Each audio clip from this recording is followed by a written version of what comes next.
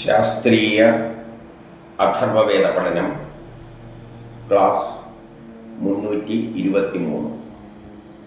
നമ്മളിന്ന് നോക്കുന്നത് കാണ്ഡം 7 അനുവാദം 4 സൂക്തം 45. ഇതിൽ ഔഷധങ്ങളെ പറ്റിയുള്ള പരാമർശമെല്ലാമാണ്. അപ്പോൾ ആയുർവേദവുമായിട്ട് ബന്ധപ്പെട്ടതാണ്. പക്ഷെ ഔഷധങ്ങളെ പറ്റി എന്ന് പറയുമ്പോൾ പൂർണ്ണമായ അതിൻ്റെ പേരോ ഇല്ലേ അതെങ്ങനെ ചികിത്സിക്കണം അത്തരം കാര്യങ്ങളൊന്നും വരുന്നില്ല.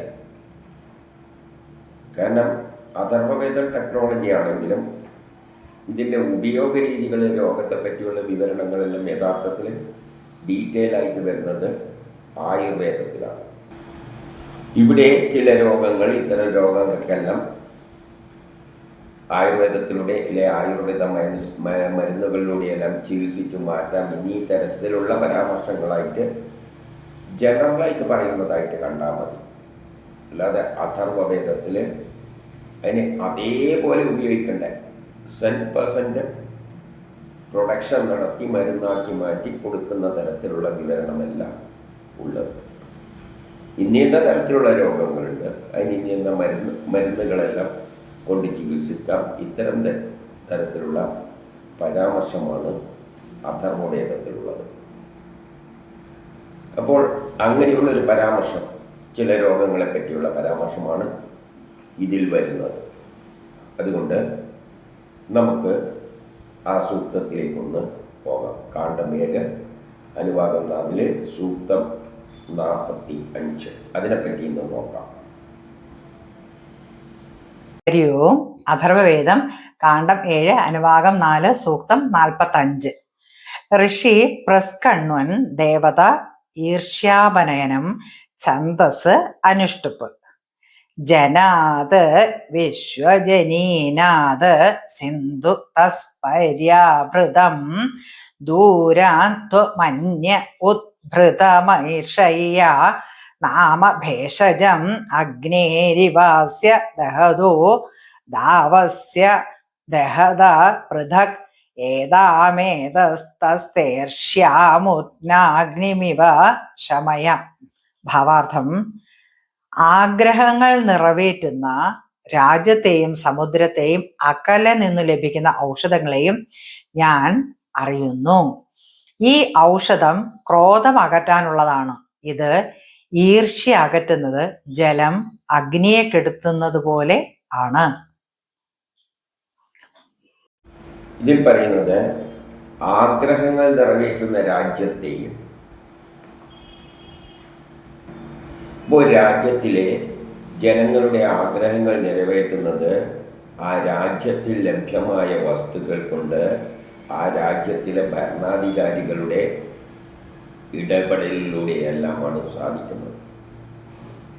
രാജ്യത്തിലെ ഭരണാധികാരികളാണ് അതിന് വേണ്ട വഴികൾ, ജനങ്ങളുടെ ആരോഗ്യ പ്രശ്നത്തെയെല്ലാം എന്താഗ്രഹങ്ങളായാൽ അതെല്ലാം സാധിപ്പിച്ചു കൊടുക്കേണ്ടത് ഒരു രാജ്യത്തിലെ ഭരണാധികാരിയുടെ ഉത്തരവാദിത്തമാണ്. അതുകൊണ്ട് തന്നെ വേറൊരു കഥയുണ്ട്. ഒരു രാജ്യത്ത് ഒരാളുടെ കുട്ടി മരിച്ചപ്പോൾ അദ്ദേഹം ആ കുട്ടീനെ എടുത്തുകൊണ്ടിട്ട് രാജാവിൻ്റെ കൊട്ടാരത്തിൻ്റെ മുമ്പിൽ വെച്ചു. അതെന്താണ് സൂചിപ്പിക്കുന്നത്? രാജ്യത്തിലെ ആശുപത്രി സംവിധാനങ്ങളെല്ലാം നല്ലതാണെങ്കിൽ ശിശുമരണമൊന്നും നടക്കില്ല. അപ്പോൾ രാജ്യത്തിന്, ആ രാജ്യത്തിലെ ഭരണാധികാരികൾക്കെല്ലാം ഇതിലെല്ലാം വലിയ പങ്കുണ്ട്. അപ്പോഴാണ് ജനങ്ങളുടെ ആഗ്രഹങ്ങൾ നിറവേറുന്നത്. അപ്പോൾ ഏതിലൂടെയാണ്? ആഗ്രഹം നിറവേറ്റുന്ന രാജ്യത്തെയും സമുദ്രത്തെയും, സമുദ്ര വിഭവങ്ങളും എല്ലാം ഒരു രാഷ്ട്രത്തിൻ്റെ ഉന്നതിക്ക് സഹായകരമാണ്. രാജ്യത്തിൻ്റെ അടുത്ത് സമുദ്രങ്ങളുണ്ടെങ്കിൽ, സമുദ്രതീരത്താണെങ്കിൽ അവിടെയുള്ള പുരോഗതികൾ വളരെ, എപ്പോഴും ഇന്നത്തെ കാലം പ്രത്യേകിച്ച് കടലിലൂട്ട കച്ചവടമാണ് അധികം നടക്കുന്നത്. ഇപ്പോൾ എണ്ണയെല്ലാം കൊണ്ടുപോകുന്ന ഏതിലൊക്കെയാണ്? വിമാനത്ത് കൊണ്ടുപോകാൻ പറ്റില്ല, അധികം കൊണ്ടുപോകുന്ന ഏതിലൊക്കെയാണ്? അതിനുള്ള ചരക്ക് കപ്പലുകളിലൂടെ എല്ലാമാണ്. അപ്പോൾ ചരക്ക് കൈമാറ്റം നടത്തുന്നതിന് വിദേശത്തേക്ക് പോകാനും എല്ലാമുള്ള സൗകര്യങ്ങൾ കിട്ടുന്നത് സമുദ്രം അടുത്തുള്ളത് കൊണ്ടാണ്. അപ്പം രാജ്യത്തിന് പ്രാധാന്യമുണ്ട്, സമുദ്രത്തിനെയും അകലെ നിന്ന് ലഭിക്കുന്ന ഔഷധങ്ങളെയും. അപ്പം നമ്മളെ ഔഷധങ്ങൾ എന്ന് പറയുന്നത് ഇപ്പം ആയുർവേദം തന്നെയാണെങ്കിൽ പല ചെടികളും ചിലപ്പോൾ മറ്റുള്ള രാജ്യങ്ങളിലെല്ലായിരിക്കും ഉണ്ടാവും. അതുപോലെ തന്നെ നമ്മൾ ഔഷധങ്ങൾ ഇപ്പോൾ ഇംഗ്ലീഷ് മെഡിസിൻ തന്നെയാണെങ്കിൽ പല രാജ്യങ്ങളും മറ്റുള്ള രാജ്യങ്ങളിൽ ഇറക്കുമതി ചെയ്യുകയാണ് ചെയ്യുന്നത്. അപ്പം അകലെ നിന്ന് വരുന്ന ഔഷധങ്ങൾ, അതുകൊണ്ടാണ് ഇവിടെ ചികിത്സയായിട്ട് ബന്ധപ്പെട്ടത് എന്ന് പറഞ്ഞത്. നമുക്ക് വേണ്ട പല മരുന്നുകൾക്ക് ഇപ്പം എവിടുന്നാണ് വരുന്നത്? ഇപ്പം കൊറോണ വന്നു കഴിഞ്ഞാൽ അതിനിപ്പം കണ്ടുപിടിക്കുന്ന അതിന് മരുന്ന് കണ്ടുപിടിച്ച വേറെ രാഷ്ട്രമാണെങ്കിൽ അവിടുന്ന് വരണം. അല്ലാതെ എല്ലാം നമ്മൾക്ക് ഉണ്ടായെന്ന് വരില്ല. അമേരിക്ക പോലും ഇന്ത്യയിൽ നിന്ന് എത്രയോ മരുന്നുകൾ ഇറക്കുമതി ചെയ്യുന്നു. അമേരിക്ക സമ്പന്ന രാഷ്ട്രമല്ലേ. അപ്പം പല വിഭാഗങ്ങളും മുമ്പ് നമ്മുടെ നാട്ടിലില്ലാത്തത് മറ്റുള്ള സ്ഥലങ്ങളിൽ നിന്ന് ഇറക്കുമതി ചെയ്യേണ്ടി വരും. അപ്പം അകലെ നിന്ന് ലഭിക്കുന്ന ഔഷധങ്ങളെയും ഞാൻ അറിയുന്നു. അതായത് നമ്മൾ ലോകത്തിൻ്റെ എല്ലാ ഭാഗത്തും നടക്കുന്ന സംഭവവികാസങ്ങൾ അറിയണം, അവിടെ ലഭ്യമായ മരുന്നുകളെപ്പറ്റി അറിയണം. അതെല്ലാം അറിഞ്ഞുകൊണ്ട് വേണം നമ്മൾ രോഗങ്ങളെ പ്രതിരോധിക്കാൻ. എന്നിട്ട് പറയുന്ന ഔഷധത്തെ പറ്റിയാണ്. ഈ ഔഷധം ക്രോധമകറ്റാനുള്ളതാണ്. അപ്പോൾ ഇവിടെ ഒരു പ്രത്യേക രോഗത്തെ പറ്റി പറയുകയാണ്. നമ്മുടെ ക്രോധമകറ്റാനുള്ള ഔഷധം. നമ്മളെ ഏറ്റവും വലിയ പ്രശ്നമാണ് ഈ ക്രോധം. അത് നിയന്ത്രിക്കുക എന്ന് പറയുന്നത് അതൊരു തരം മാനസിക പ്രയാസം തന്നെയാണ്. അതിനെ നിയന്ത്രിക്കാൻ മരുന്നുണ്ട് എന്നാണ് ഇവിടെ.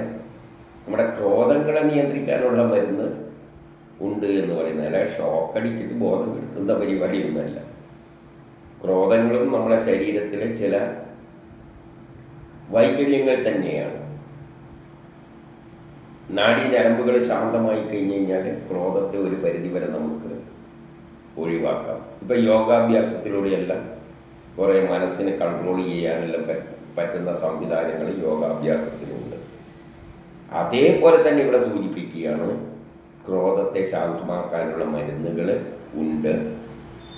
പിന്നെയോ ഈ ഔഷധം ക്രോധമകറ്റാനുള്ളതാണ്. അപ്പം വിദേശത്തു നിന്നെല്ലാം ചിലപ്പോൾ അത്തരം ചെടികളിൽ നിന്ന് കിട്ടുന്ന മരുന്നാണെങ്കിൽ ചിലപ്പോൾ അവിടെ നിന്നെല്ലാം കൊണ്ടുവരേണ്ടി വരും.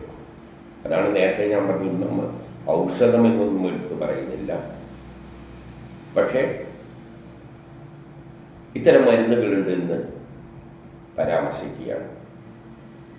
ഇത് ഈർഷ്യ അകറ്റും എന്നും പറയുകയാണ്. അപ്പം ക്രോധം, ഈർഷ്യ മുതലായവ അകറ്റുന്നതിനുള്ള മരുന്നുകളും ഉണ്ട് എന്ന് പറയുകയാണ്. അപ്പോൾ ഇതെല്ലാം എവിടെയാണ് കാണുക? ആയുർവേദ ഗ്രന്ഥങ്ങളിൽ ചികിത്സയായിട്ട് ബന്ധപ്പെട്ട് വരുന്ന അവിടെ നമ്മൾ തിരക്കിക്കഴിഞ്ഞാൽ ഈർഷ്യ മാറ്റാനും ക്രോധം മാറ്റാനുമുള്ള ആയുർവേദ മരുന്നുകളെ പറ്റിയുള്ള പരാമർശങ്ങളെല്ലാം അവിടെ കാണാം. എങ്ങനെയാണ് മാറ്റുന്നതെന്ന് പറഞ്ഞാൽ ജലം അഗ്നിയെ കെടുത്തുന്നത് പോലെ. അഗ്നി എങ്ങനെയാണ് കെടുത്തുന്നത്? ജലം ഉപയോഗിച്ചു. അതേപോലെ നമ്മുടെ ക്രോധങ്ങളെയും ഈർഷ്യകളെയെല്ലാം മാറ്റാനുള്ള ഈ മരുന്നിലൂടെ മാറ്റാൻ പറ്റുന്ന മരുന്നുകൾ ലഭ്യമാണ്. പക്ഷേ വിദേശത്തുനിന്നും ദൂരത്തുനിന്നും എല്ലാം വരണമെന്നെല്ലാം ഇവിടെ പറഞ്ഞു വെച്ചിട്ടുണ്ട്. അപ്പോൾ ആ മരുന്നുകൾ ഇന്ത്യയിലല്ല അത് സുലഭം എന്ന് മേടിക്കരുത്. ഈ ഋഷികൾ പറഞ്ഞ ദേശത്ത്, ഋഷികൾ ഇതല്ലേ ഏർപ്പെടുമ്പോഴുള്ള ദേശം എന്ന് പറയുമ്പോൾ ഇന്ത്യ എന്ന നിലയിൽ ഇന്നുള്ള ഇന്ത്യ ആയിട്ട് എടുക്കരുത്. അപ്പോൾ അവർ താമസിക്കുന്ന ദേശത്തിൽ നിന്നല്ല, ചിലപ്പോൾ ദൂരെയുള്ള ഏതെങ്കിലും പ്രദേശത്തുള്ള വിദേശത്തുള്ള, അവരെ സംബന്ധിച്ചിടത്തോളം വിദേശത്തുള്ള വല്ല ചെടികളെ പറ്റിയായിരിക്കും അവർ ചിന്തിച്ചിട്ടുണ്ടാവുക. അപ്പോൾ അതെല്ലാം ആയുർവേദം കൈകാര്യം ചെയ്യുന്നവർക്ക് ആ ഗ്രന്ഥങ്ങളിലുണ്ടാവും. പക്ഷേ നമ്മുടെ നാട്ടിലുള്ളതാണെങ്കിൽ അല്ലെങ്കിൽ ആയുർവേദക്കാർക്കും ചിലപ്പോൾ അറിയില്ല. കാരണം ഇവിടെ ഉപയോഗിക്കുന്ന മരുന്ന് വെച്ചിട്ടല്ലേ അവർ ചികിത്സിക്കും. അപ്പം അതെല്ലാം പുസ്തകത്തിൽ അങ്ങനെ ഒളിഞ്ഞ് കിടക്കും. അപ്പോൾ ഏത് മരുന്നിനെ പറ്റിയാണെന്നുള്ളതെല്ലാം ഒരു ഗവേഷണത്തിലൂടെയെല്ലാം കണ്ടെത്തണം. കാരണം ഇന്ന് നമ്മൾക്ക് ഈ ദേഷ്യം അടക്കുക, ഈർഷ്യ ഇല്ലാതാക്കുക, ഇതെല്ലാം അതിന് അലോപ്പതി ഉണ്ടോയെന്നൊന്നും അറിയില്ല. കാരണം നമ്മുടെ ഫീൽഡല്ല അല്ലാതെ. എന്തായാലും ഈർഷ്യനെയും കോപത്തിനെയും എല്ലാം ക്രോധത്തെ എല്ലാം അടക്കാൻ പറ്റുന്ന മരുന്നുകൾ ഉണ്ടാക്കുന്നത് വലിയൊരു അനുഗ്രഹം തന്നെയാണെന്നാണ് എനിക്ക് തോന്നുന്നത്. ഇവിടെ ശ്രദ്ധിക്കേണ്ട ഒരു കാര്യം കൂടിയുണ്ട്. ഏതിനെ പറ്റിയാണ് പറയുന്നത് എന്ന് നോക്കണ്ടെങ്കിൽ അവിടുത്തെ ദേവത ഏതാണെന്ന് നോക്കണം. ഇവിടെ നമ്മൾ കാണുന്നത് ഈർഷ്യാപനായനം എന്ന ഒരു സാധനമാണ് ദേവതയായിട്ട് പറഞ്ഞിരിക്കുന്നത്. അപ്പം ആ ഒരു വിഷയം അതുമായിട്ട് ബന്ധപ്പെട്ട കാര്യമായിട്ട് ഇത് പറയുന്നതായിട്ട് നമുക്ക് കണക്കാക്കാം.